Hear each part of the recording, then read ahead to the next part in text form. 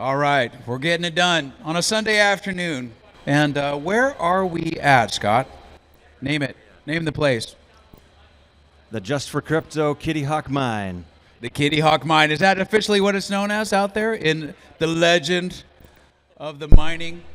This is a proper lineup of all the wicked smart. There's quite a few out there in the crowd. I know we've got quite a few questions and this and that, discussions.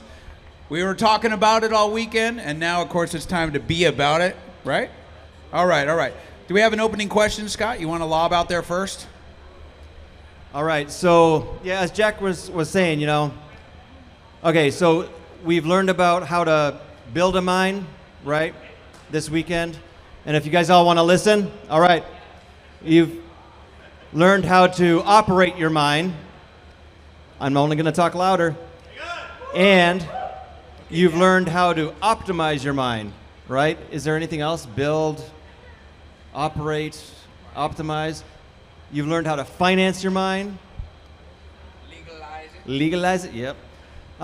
So what we're looking for is a question from one of you guys. I need somebody to be brave and let us know something that you've been thinking about this weekend, a question that you might have had, or a topic that's on your mind that you'd like to ask some of these wonderful young gentlemen here who have been in the industry for a little while here. I was going to call us experts, but no one wants to be called an expert. But all right, I need a hand. I need a question. Right there. Okay, we have the first shit disturber ready to go. All right, guys. What are your plans to sway the general public that mining is so important for America? What social media things are you doing? What are you doing locally to improve the whole idea of what mining is and how it improves jobs? I'm giving you your answers. Okay. What are us gentlemen here and other people in the industry doing to help spread the word about what we're doing and persuade people that this is a good thing? Who wants to start? That's a great question, especially for our area right now. If any of you have heard of the trouble with the local city council and the noise ordinances, and I think just education is the biggest thing and being open with everyone and giving tours, telling what we're all about, know that we're not here to give brain cancer to local cattle or anything. We're just here to help stabilize the grid and provide business for this area and help our utility pay off the substation that they built 20 years ago because there was no one using that power. And I think just being really open and honest about what we're trying to do here rather than just being that shadow miner who is trying to hide everything is a good start. She's challenging us. She says, what is the actual next step? I can tell you what we're planning on doing do? right now. So we're about to invite our local city council out just to come tour the farm, right? There's this negative connotation with Bitcoin mining. Like people hear the word mining, and I feel like sometimes it's not the best way to put it. I mean, we're really running more of a data center, so it's trying to treat it like that. I don't know. What do you think? I think one of the big things is just education on the grid stability and what Bitcoin mining brings to the grid. So it's just education on that. But one big thing was in January when it got really cold all over the entire nation. We shut down our whole place for almost a week straight. The Bitcoin hash rate went down and people got electricity where it was needed. So I think that's a big thing. You guys are working up here in your local community. I think that's one big lesson that a lot of us miners learned the hard way. I was actually up in Washington State back in 2014, 2015, earlier in the Bitcoin rush, and we didn't do a lot of community outreach. And so one of the first things when I started talking to these guys was look, it's important to interface with your city council, educate people locally, donate to the local, high school football team, whatever it is, right? Try to give a positive spin, just like every other large industry out there does it. But in terms of some actions we're working on, one of the big things I'm doing is I'm talking to a lot of different utility companies and PUDs and co-ops out there, educating them on terms of policy and how they need to kind of transform their policies to be more friendly to crypto miners, because it's a huge asset. And if you run a power company and understand the real-time power markets and what's going on behind the meter, and just how power is a variable change rate, you can actually help bring down the cost of power for the community, not increase the cost of power. It gives them and the utilities more negotiation power to buy energy contracts at better rates and to utilize and also have a reserve so they don't have to pay as much of a premium. They know they've got an internal load shed that they can request for, this Bitcoin mine, for example, to shut down if Brainerd and Baxter need the power during that time. So I think educating the utilities has definitely been, one of the major focus points on me. And the other shout out I want to give too is if you hear the news media, call them out for it. But there's a heavy initiative right now by OpenAI, Microsoft, and some of these other AI companies because they want the power. They know they're expanding, and they're trying to paint Bitcoin, I think, in a negative, bad light because it's a direct competitor for them to access cheaper power resources. So there's been a lot of push in Congress for being like, oh, Bitcoin's bad and everything else, and that push has inevitably, kind of damaged our industry a little bit, and it's really just a ploy by these AI companies because they're the ones that are like, we want to turn on coal to run our AI facilities, and like the Bitcoin miners are like, no, we can actually go to where the energy source is trapped and mine locally and sustainably and actually help that local community, where Microsoft and these guys just want to blame Bitcoin as the boogeyman for them turning back on coal plants. So just something to look out for. Yeah, and you can't really load shed the same way that you can with Bitcoin mining either. So different infrastructure. And so to talk directly to what Betty was saying, what are we going to do? What are some next steps? So for example, with my company, Bitcoin Mining World, we are specifically going out and creating content for social media, for consumption, very educational content. For example, just the other month, we interviewed Owen here from Just For Krytpo, and we made a little short 5-minute video that talks about, their, thank you. That talks about their process, their involvement in the community, their growth, different problems that they're solving, and really helping people to understand what it's like to build and operate a mine. So yeah, like they said earlier, education is great. That's obvious. But how do you put that into action? What does education actually look like? So for me, for example, because my background is marketing, digital marketing, I know how to do this stuff, so I'm putting it to good use, right? My background was I was an internet marketer before I got into Bitcoin mining, and I've been selling miners ever since. Me and Kaboomracks were one of like the first 7 people in the entire United States that actually did this, but now there's thousands of people that do it, and we've had to diversify. They got into like creating data centers and offering hosting. We got into creating conferences. We're planning our next conference. That's our next action. We're planning more media projects, talking about different ways that we can get the word out there. So one of the things that I'm trying to do is make content available, for example, in the format of a TV show that could be put on like National Geographic or some other show, some other network, so that the content will be out there, it'll be reachable, people will be able to see it, and when Bitcoin hits $100,000, it will be there. All of a sudden, when all the news stations are looking for the experts out there, hey, who are the people that can actually answer these questions? Like, okay, Bitcoin's 100,000. What does that mean? They're going to Google it. They're going to find our content, and we're going to be known as the experts that we are. So anyway, that's my action plan, Betty. Thanks for the challenge. And I think we can all take steps in the right direction, right? Even if you're not a miner. Like, for example, Margot's here with the Bitcoin Policy Institute, and just like supporting groups like that is beneficial, who's actually diving deep and getting the data, and like Satoshi Action Fund, the people on the front lines with Congress or in DC of just changing the narrative on the Washington Post and stuff like that.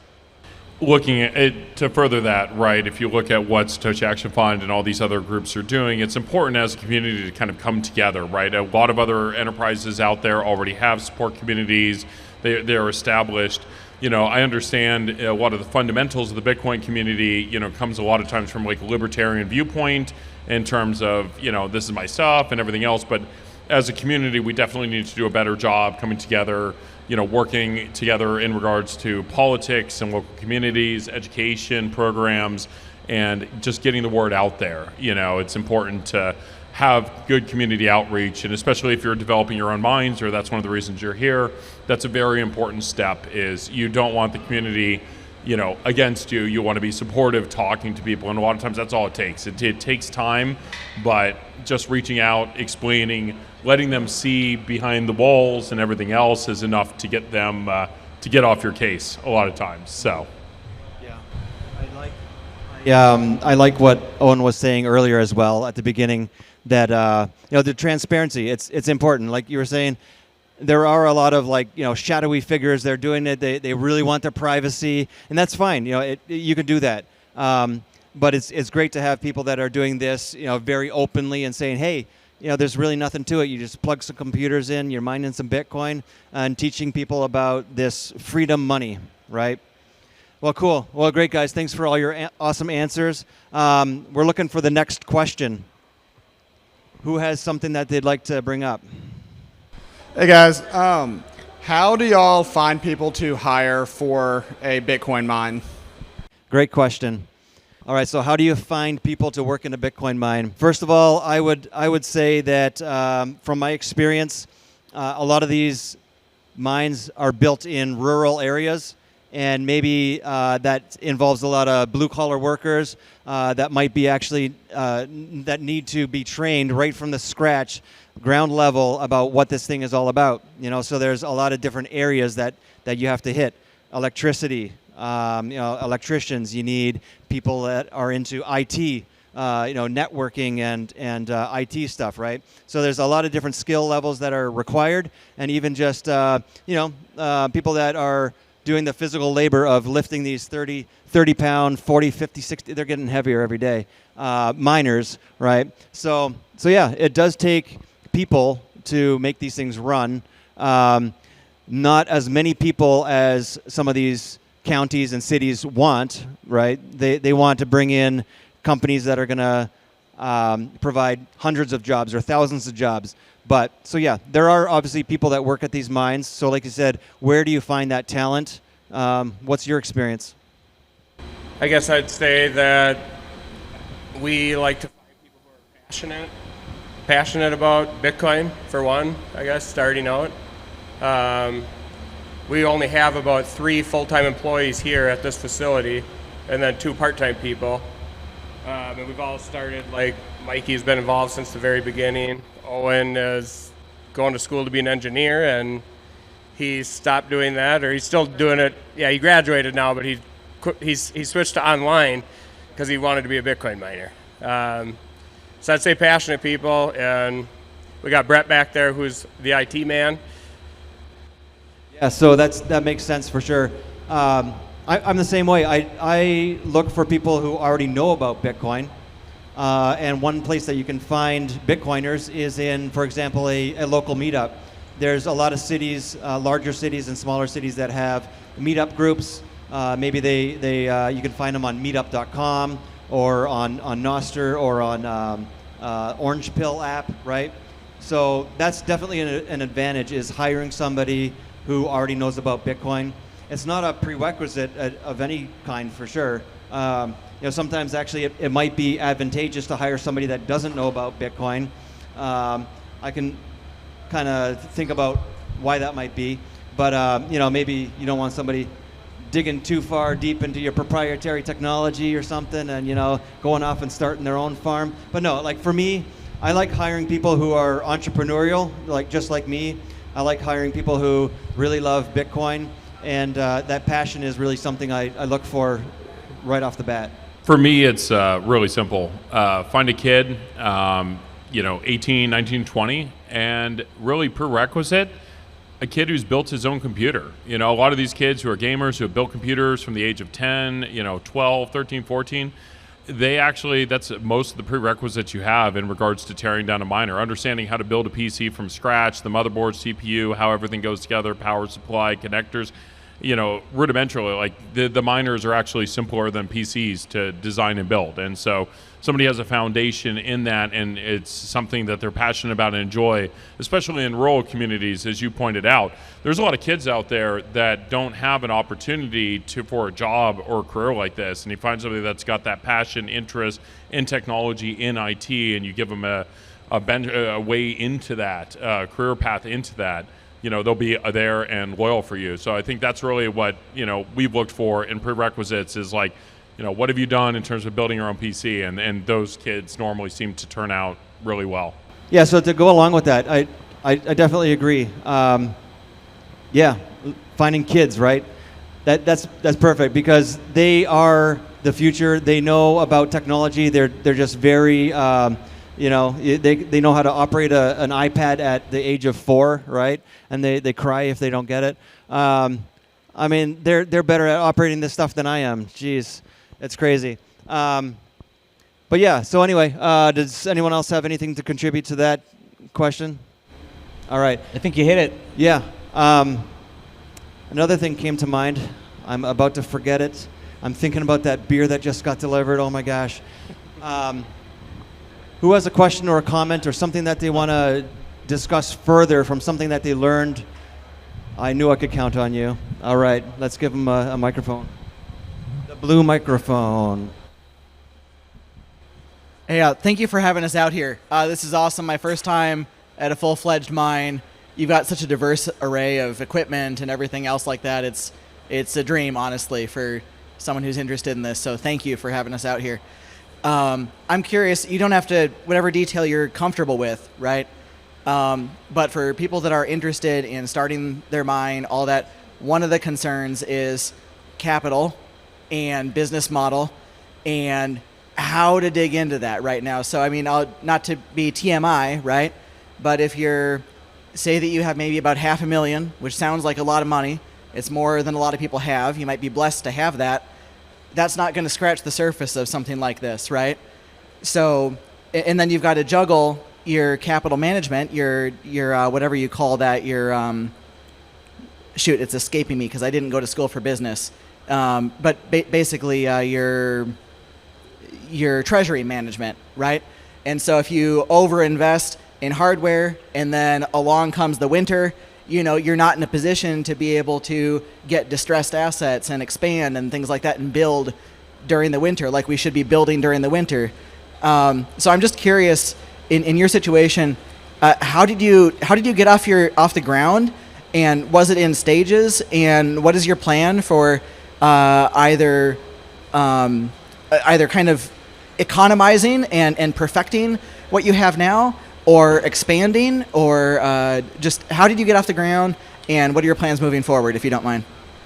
So yeah, we definitely did it in stages. We started at our t-shirt shop, like we said, we started with about 10 S19s that we plugged in. We didn't even know that we needed to cool them. They all overheated in about 10 minutes, and yeah, we had no idea what we were getting into. And so we were like, fuck, now we need to figure out how to cool them. And then we went to a conference and learned about immersion. And from there, we added, probably like 100 more machines. And I think that's a big thing, is to not be adding capital in the bull run, because they were expensive as shit then. It was like $100 a tee. So then we stayed with that for a while, and that's when we were over at our T-Hive factory. And we found out about this electricity and ended up moving over here and pretty much just doubled from the immersion. Then we did the air farm out there, and then out to the containers, and it just like doubled. To piggyback a little bit on that too, so fundraising wise, we did a few different things. We do a lot of self-mining, but we did also sell equipment and basically to customers and clients, and use that as a way to help build out and pay for infrastructure. And then we got lucky. We found some decent partners to work with that were willing to actually borrow some money to do some of this build out, which is great. And it's neat to see the banking institutions start to slowly adopt and realize that there's some value here. So that's definitely one of the things we did. Yeah, debt is not easy right now in this industry. Given where we are and starting out, traditional financial debts, loans, etc., you're probably not going to qualify for. So definitely private capital for getting in your start.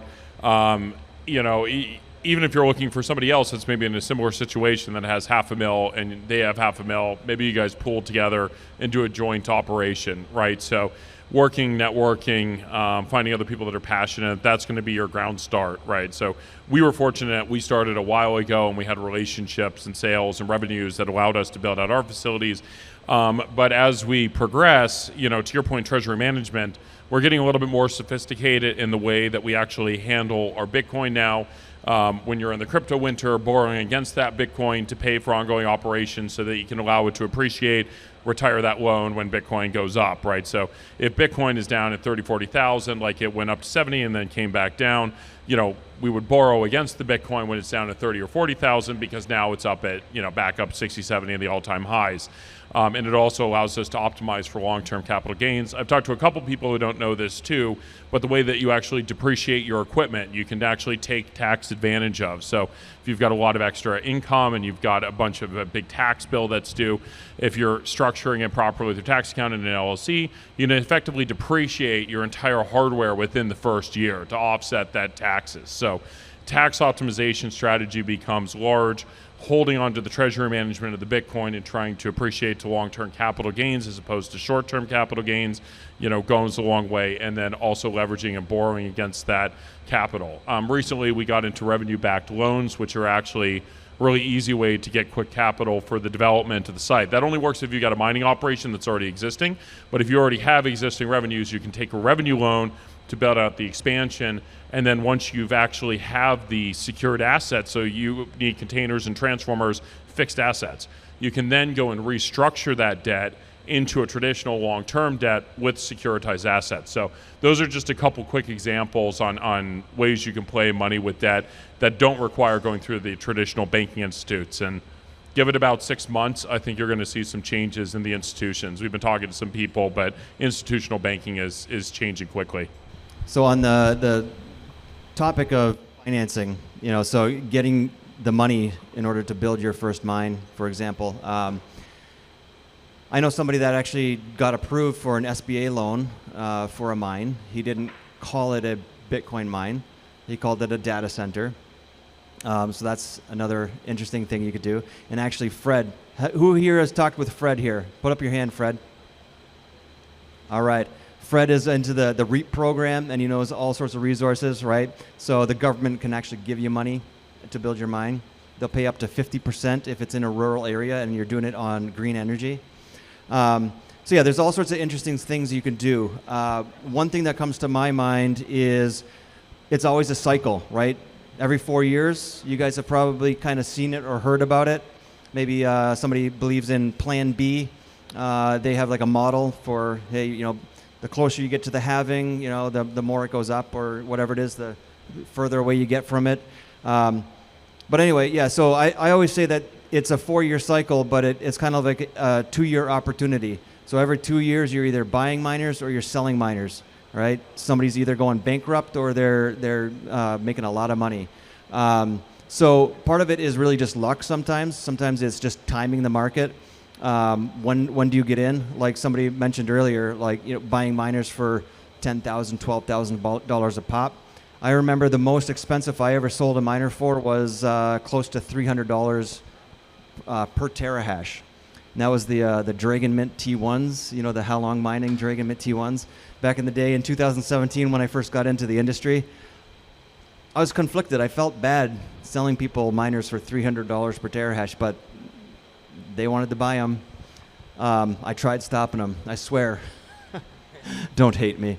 But yeah, it always, so managing your capital, part of it is always having some dry powder. Sometimes, and I know it's a little bit heretical, but as a Bitcoin miner, sometimes you just need to buy Bitcoin instead of mine Bitcoin. I would say don't be afraid to stop mining if you have to for a period of time. Maybe don't get yourself into a power contract where you are obligated to consume the power. If you have higher electricity rates, you might have to shut off if Bitcoin's not doing so well for a period of time. If you have really great power rates, like 2 cent, 4 cent, whatever, then you might never have to shut off, right? But definitely always keep some US dollars, always keep some Bitcoin, and don't always think that the only way you can accumulate Bitcoin as a miner is through the mining process. Yes, it's okay to actually buy Bitcoin. It could be advantageous. But then also along that point is don't sell your Bitcoin emotionally. Plan it out logically. Maybe if you're selling your Bitcoin on an exchange, set a sell limit, whatever. I'm not a trader. I don't do this stuff, but set the limit that you want it to sell at and say, hey, I'm not going to sell 100% of my Bitcoin, but I am going to take some profit, right? Because it is going to go back down. If you sell at the top, it's going to go back down, and you can always rebuy in if you want. But it's always good to have some US dollars. It's always good to have some Bitcoin, and don't always think that you always have to be mining as a miner. Yeah, you do want to use your assets that you have. You have transformers, you have infrastructure, you have miners. If you turn your miners off, they're going to get old, and then somebody's going to come out with a bigger, better, faster, more powerful miner. So you do have to be careful with that. But yeah, so just a few tidbits from my side. Yeah, I think kind of to wrap that up a little bit, not everyone's going to be able to find sub 6 cent power very easily. So I think just like working with a hosting provider is a good option, like a trustworthy one, someone like for instance, Kaboomracks, for example, of just like a trustworthy group that knows what they're doing, so you don't have to take in all that learning and information and build a team. You just know that you're giving your money to a hosting provider that's going to, in return, give you Bitcoin. I think that's a great option for your position, and other than that, buy Bitcoin. It's you can never go wrong with buying Bitcoin. Yeah, so that's a good point. If you are interested in building a mine, maybe it might be your first industrial scale mine. One option is to at least get your feet wet and buy some miners, get them hosted somewhere, right? At least get that experience of what is it like buying miners, what is it like getting them plugged in, how does it feel getting that Bitcoin into your wallet, how much did you spend, and then start learning more about the industry as you go along. So yeah, you don't have to go out and build your own mine. There are resources, like Owen was saying, where you can just put your miners at a facility. So that is definitely one option. Another option as well is, it kind of touches on what we're talking about. Fred does the solar stuff, right? So you can go behind the meter. If you have existing infrastructure, if you have solar panels, that's free energy right there. If you have a gas and oil rig, and I know Just For Krytpo is getting into the gas and oil stuff, mining Bitcoin right on the oil field, that's another way to do it, right? So you don't always have to buy your power from the grid at a really expensive rate, but there's always pitfalls to each one of these different ways, right? There's a reason why electricity is expensive. It's because it costs a lot of money to produce that power and to actually keep it online. So I got a quick question for the panel here, so this should be a little fun. All right, so I've always gone by the idea of if you've never bled before from a Bitcoin miner, you're not a Bitcoin miner, right? If you're just a spreadsheet warrior, doesn't count. You got to get your hands a little dirty. So I'm going to start out with you guys. What's your worst injury, shock, or whatever terror story you've had while working on the mine? Well, I know Brett's answer. Can I tell yours? So Brett actually just behind us, he was carrying a miner across the floor for immersion, and immersion hits the ground, it makes the floor really slippery, so he wiped out with a miner in his hand and smashed his knee, so that wasn't very fun for him. Smashed his knee and face, yep. Other than that, just a lot of cuts, a lot of blood on the hands. I've never gotten shocked though. It's very impressive. Oh yeah, and I've hit my head on that beam upstairs before, if you can see over there, and hit my head on these things before back here. That's why there's bumpers on them. Other than that, stayed away from the electricity, so that's nice. Well, I don't have to worry about hitting my head on things, so that's not a problem. I have I've been shocked a few times. I actually just got one this week. But worst one I ever got was with Mr. Brian Snyder. When we first got into mining, we were actually deploying some S19J Pros into the immersion tubs that we did at T-Hive. And we were modifying these power supplies so that we could squeeze some more juice through them. And somebody that we had pulled in to help us with it, I think, got a little rushed and started to panic and was trying to keep up and just didn't connect to the power lead coming from the plug into the board. So when I plugged in that machine, I had my hand on the grate and I plugged it in and then immediately ground it out. I took a 240 jolt through the hand and all the way. It's just a surprise. It's a big shock. So yeah. Otherwise, I don't have too many cuts or things like that, but I've shocked myself 3 times.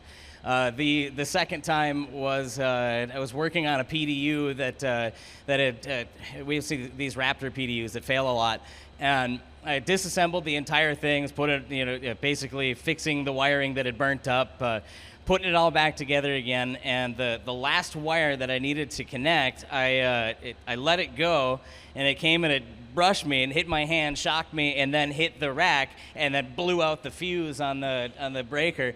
So, and I looked at it and I was like, what the hell? I swear I turned that off because I was going through and doing like 6 different PDUs, and I had just gotten done working on PDU number 6 on one wall and then moved right to the next one. So in my head, I thought I killed the breaker. I didn't. So yeah, I got that one. And then just recently, we were swapping out some PDUs in the ant boxes with these new 3-phase PDUs for the T21s, and I got done with the section that I was in, and then saw that we were working the whole row, that we still had 2 more that needed to get done that Brett and Owen were working on. So I just assumed that one was already turned off, and I'd be safe to disconnect it. When I was disconnecting it, I discovered that it wasn't. So yeah, how about you, Brian? So there's been a bunch. I think I've been electrocuted more times than I care to remember. Mostly just jolts from the 415 typically. But I think actually some of the worst injuries I had were more like self-inflicted, right? Like there was a couple of times where I've dropped S9s on my foot. That was extremely painful. It didn't break anything. And then the other one was like back in the day, I mean, they were brutal. Like they didn't have fan guards on anything, right? Like they just literally had fans, like the S1s and the S3s and like this stuff coming in from China. Like, and these fans were like ramping up. And when they catch your finger, they tear. And so like I've lost like chunks of skin or like, chunks of fingers multiple times. I think some of those are the worst, like almost worse than the shock. So there was one day though, we had just gotten a bunch of cables in from China, and they were cheap cables, and they kept blowing out. And when they blow out, you wouldn't notice, but there would be a break right like where you plug into the power supply to an ATX power supply. And so like the miner wouldn't be working. So the first thing you do is just unplug, replug. So I unplug and I replug, and it's just like instant electrocution right in the hand.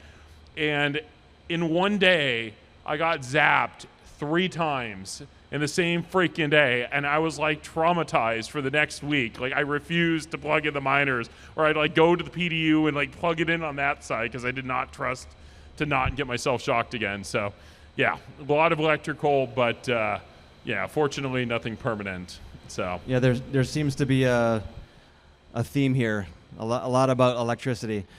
Yeah, I can relate to the fan thing. Yeah, so like when you're testing miners out, they're not on the rack. You take them out, you put them on the workbench, and you got to plug it in, and you got to see like the old S9s, right? You just flip it around. You're like, okay, is the front one spinning? Is the back one spinning? Yeah, if you're not careful, like you're looking like this, you put your hand on the miner, your finger goes into the back. Yep. Ouch, that hurts. Yep. What about you? Anything? Nothing. No, he's the just spreadsheet warrior. Spreadsheet warrior. I get my hands dirty. But yes, safety. it's actually something that we teach in our boot camp. It's one of the most boring sections, but like there's a bunch of OSHA things that you're supposed to follow, health and safety stuff. But anyway, so it's some great stories. So for the last question, does anyone else have the last final topic, suggestion, comment, question? Right here, the miner repair ASIC expert. Just a quick question about the next generation miners and how they're affecting facility build-outs. Are you seeing any obstacles with miners moving to 380 and 400 volt plus? That one's you. So you're saying 384. Look, most of the electrical infrastructure to save on cost is 415, 240 volts. It's the most economic way to do it. And that ties in pretty well with the direction that most of the mining companies are heading. If you look at the new ANEN connection standards, there's a PDU actually sitting right over there where you can see it, which is a 3-phase power supply. And that's sort of, I think, the inevitable direction that they're going, right? Because in order for Bitmain and MicroBT to expand, there's hard limitations at about 4 kilowatts using a C19, C20 or dual C19, C20s. And using 3-phase power helps out for multiple reasons. You don't have to worry about phase balancing, or if a certain amount of miners go down, you don't end up out of whack on phase for your transformers, and the utility doesn't call and get angry at you. So, it's a logical projection, but it does require a 415, 480 volt system. And if you're building out today, you really want to be building out a 415. I think that's the future. I definitely think the newer miners are going to be increasing in power and density. You'll probably start to see a lot more 5 kilowatt miners. You see that with the hydros today. But I'm saying even air-based systems at around 5 kilowatts plus. And they're going to slowly move into it to give the larger guys time to update infrastructure. But I think overall, the new 3-phase power supplies, it improves efficiency. You actually gain efficiency if you're familiar with going and converting into DC power. You don't need the capacitors in them, so they're cheaper power supplies. So yes, it's definitely the direction they're going. That PDU over there is basically how they're going to do it. MicroBT and Bitmain have 2 different connector types, but yes, that is the future of mining, I can tell you. So yeah, that's very annoying. My pet peeve is that they have not standardized on one exact size. But yeah, like you said, some of these manufacturers are going 3-phase. So instead of having to go from 3-phase to single phase, now it's just like 3-phase direct, which is kind of changing the game, right? Because really the limitation, like you said, was those C19, C20 plugs. They're only rated for a certain amount of power to go through there. And in the past, one issue is, there was a lot of 480 volt power out there. And 415 volt is actually pretty interesting. Like there's not a lot of people that use 415. It's actually a specialty. Canadians, yeah. I think Europeans have like 360, 380. I don't know, but so yeah, it's actually becoming more convenient now. So now you don't have to worry so much about like what your transformer is putting out. These miners can work anywhere from between like 300 and something up to 480, and you just plug it right in. So that's interesting. So on the other side is the form factor of the miners. So those are obviously going to change. Earlier in one of the discussions we were having on immersion, Rick and Nick and Bob were talking about the form factor and how they're building the immersion systems now to sometimes they are very specific on it's an immersion system built for the WhatsMiner M66, right? But yeah, a lot of times you do have to consider, are these new miners going to take up more space? Are they going to be shorter? Are they going to be longer? Do you have to make them more dense or less dense? So it is interesting how it's changing, but I kind of feel it's moving more towards the data center kind of style. And it's really kind of professionalizing the industry, moving away from the stupid shoebox, the S1, S3, S9, S whatevers. You can only put so many fans on these things before it just gets stupid. So anyway, yeah, so that's exciting to see. Things are changing, and I imagine these miners are also going to get more interesting to repair as well.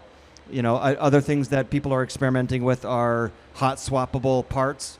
Brian might be able to speak to that more, but like even PDUs, like where, hey, if something blows, you can just like take a part of the PDU out and just put a new one in, and not even have to shut anything down if in the maintenance process. So maybe Bitcoin miners in the future will also be more hot swappable like that, with less downtime, easier repair, easier maintenance, and things like that too.